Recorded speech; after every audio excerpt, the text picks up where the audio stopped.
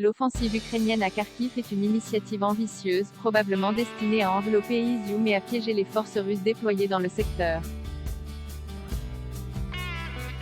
Elle cherche vraisemblablement à couper les lignes de communication terrestre à Kupiansk, de logistique important des forces russes de la région du Nord Donbass. La rivière Oskil, à l'est d'Izium, comme le Dniepr au sud et à l'est de Kherson, crée une poche vulnérable pour les unités déployées sur la rive droite, à l'ouest, et donc adossée à un obstacle non négligeable. En 48 heures, cette offensive, faisant bon usage des blindés coordonnés avec l'infanterie, aurait réalisé des gains substantiels, plaçant les forces russes dans une position difficile.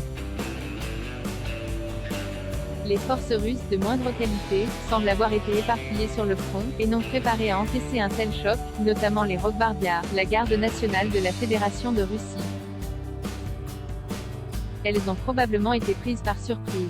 Il est toutefois difficile de savoir si les Russes ont sous la main des réserves disponibles à proximité de Kupiansk pour couper l'élan de l'attaque à Kharkiv, envoyer des renforts et empêcher l'encerclement de certaines unités.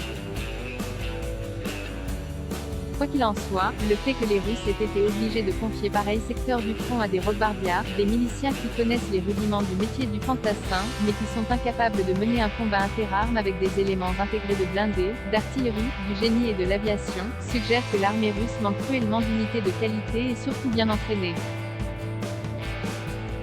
Dans une guerre, en règle générale, le niveau technologique d'une armée est bien moins déterminant que son niveau de formation, d'entraînement et la qualité de l'encadrement.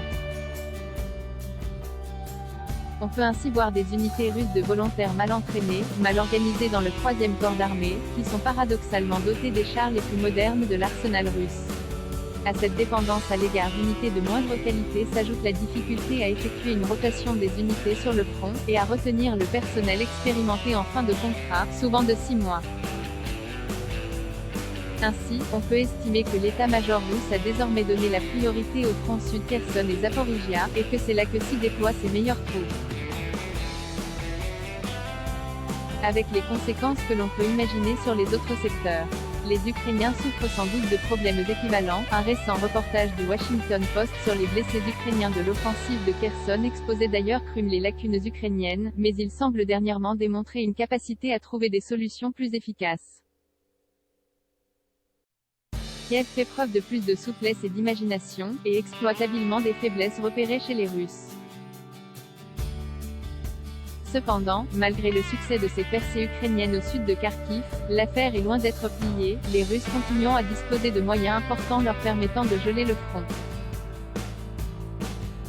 Mais, le plus important à retenir, c'est que l'Ukraine a l'initiative, et qu'elle démontre qu'elle est capable à la fois de surprendre et de mener 2 efforts importants en même temps.